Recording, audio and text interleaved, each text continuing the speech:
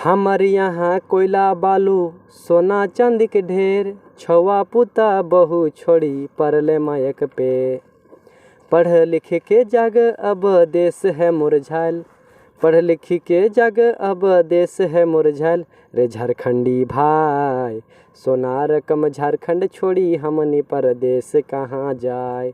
ये गीत छोटा नागपुर के किसी सिंगर ने गाया है और किसी लेखक ने इस गीत को लिखा है और बखूबी झारखंड के बारे में और झारखंड के खनिजों के बारे में इस गीत में दर्शाया गया है कि झारखंड क्या है और झारखंड के लोग क्या कर रहे हैं। नमस्कार, आप देख रहे हैं दानिश वाटी भारत और मैं आपके साथ धनंजय कुमार। आज हम मौजूद हैं झारखंड के उत्तरी छोटा नागपुर पठार के गिरिडीह जिला के। आज हम लोग बराकर नदी में मौजूद हैं। सही में कहा है कि हमारे यहाँ कोयला निकले सोना चांदी के ढेर, मतलब हमारे झारखंड में कोयला, बालू, अब्रक, सोना, चांदी सब चीज़ का भंडार है, लेकिन फिर भी हमारा राज्य पिछड़े राज्यों की गिनती में आता आखिर क्यों है। और ये नदी छोटा नागपुर पठार के पदमा गांव से निकलती है और ये नदी जो है इधर इस और बंगाल में एक जगह है सिसरगढ़ में जाकर दामोदर नदी में ये नदी मिल जाती है। 225 किलोमीटर का यात्रा तय करती है ये नदी और इस नदी में अपार मात्रा में बालू, आप देख सकते हैं बालू का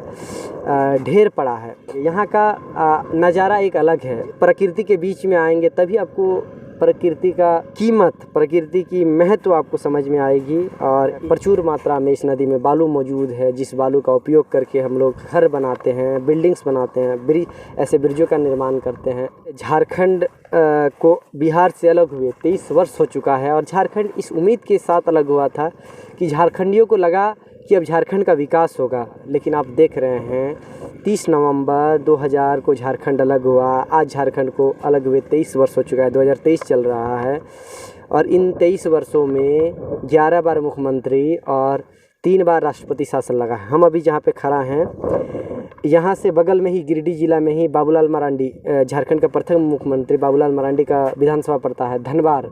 एक समय था जब झारखंड को 2 प्रमंडलों के नाम से जाना जाता था, एक संथाल परगना, दूसरा छोटा नागपुर। तो जो सिंगर कहा कि हम लोगों के यहाँ सब कुछ है, सोना है, चांदी है, कोयला है, अब्रक है। 40% खनिज है झारखंड के राज्य में। 29% कोयला देने के मामले में झारखंड भारत का नंबर 1 स्टेट है। यहाँ की कोयला से भारत के अलग अलग राज्यों में रोशनी आता है, लेकिन फिर झारखंड में अनेकों गाँव में रोशनी क्यों नहीं। तो आप समझ सकते हैं इस राज्य की दशा क्या है। और आज जो ये हमारे यहाँ के झारखंड के गर्भ से जो खनिज निकाला जा रहा है, चाहे वो कोयला का बात कर ले, वैज्ञानिकों के शोध के अनुसार कोयला और ज़्यादा से ज़्यादा 150 साल 200 साल तक, अधिकतम 200 साल तक कोयला निकलेगा। उसके बाद कोयला ख़त्म हो जाएगा धरती के गर्भ से। लेकिन कोयला निकलने के बाद धरती के गर्भ खोखला हो जाएगा। उसके बाद क्या दशा होगा आप भली भांति जानते हैं। आपको क्या झेलना पड़ेगा, हम सभी को क्या झेलना पड़ेगा। किसी नेता का भी घर बिहार का कोई पिछड़ा गांव में रहता तो वो रहता नहीं, वो हेलीकॉप्टर से ऊपर में उड़ता है, नीचे उनके लोग बाढ़ के बीच में, पानी के बीच में डूब डूब के मरता है। तो ये रियलिटी है। केरला भारत का सबसे शिक्षित राज्य है, इसीलिए वहाँ पे केरला एक डेवलप स्टेट है। झारखंड क्यों नहीं डेवलप है? यहाँ के लोग अशिक्षित हैं। अगर जितना खनिज है, अगर इनका सदुपयोग हो तो झारखंड भारत का नंबर 1 अमीर स्टेट बन सकता है।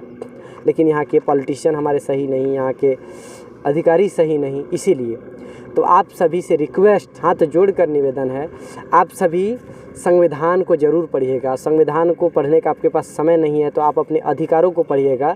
संविधान में एक अध्याय है फंडामेंटल राइट्स, मूल अधिकार, उनमें पढ़िएगा। उनमें कुछ अनुच्छेद है, उस अनुच्छेदों को पढ़िएगा। पूरा फंडामेंटल राइट्स, पूरा मौलिक अधिकार को पढ़िएगा, तब आपको अपना अधिकार पता रहेगा। जब आप किसी नेता के पास जाएंगे, किसी अधिकारी के पास जाएंगे, किसी मुखिया सरपंच के पास जाएंगे, तो आपको अपना हक मांगने में आपके भीतर में डर नहीं होगा। झारखंड जब तक शिक्षित नहीं होगा तब तक झारखंड का, हमें नहीं लगता, मुझे नहीं लगता कि झारखंड का विकास होगा।